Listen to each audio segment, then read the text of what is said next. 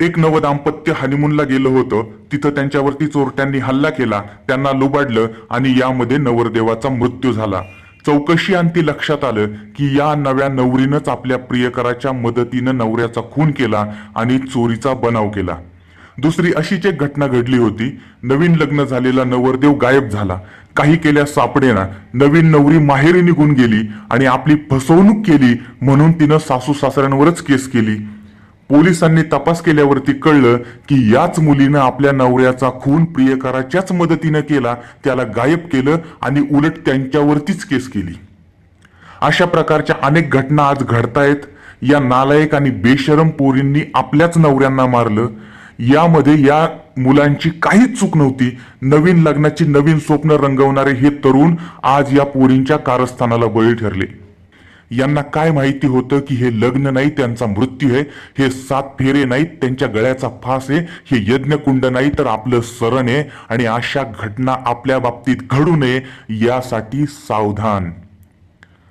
अशा 4-2 नालायक मुलींमुळे समस्त स्त्री जातीला दोषी धरण्यात अर्थ नाही, कारण अशा गुन्ह्यांमध्ये अर्धा वाटा हा प्रियकराचा सुद्धा असतो, हे लक्षात ठेवा. पण हे असं करून या नराधमांना मिळालं काय?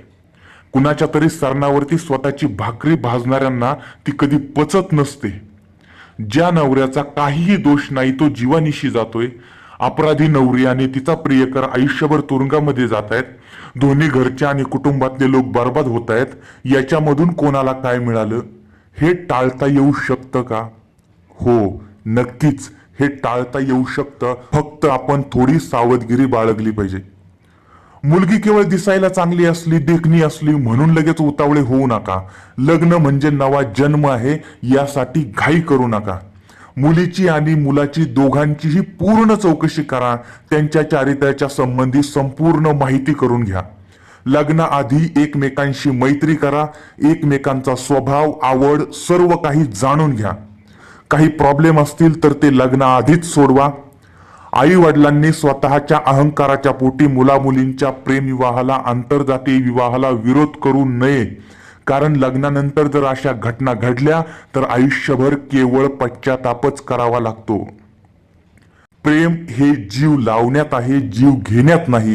ही प्रेमाची व्याख्या आम्हाला समजली पाहिजे. विचार करा, सावध रहा. सबस्क्राईब करा, बेलचं आयकॉनचं बटन दाबा. पुन्हा भेटूया नवीन व्हिडिओमध्ये. तोपर्यंत धन्यवाद.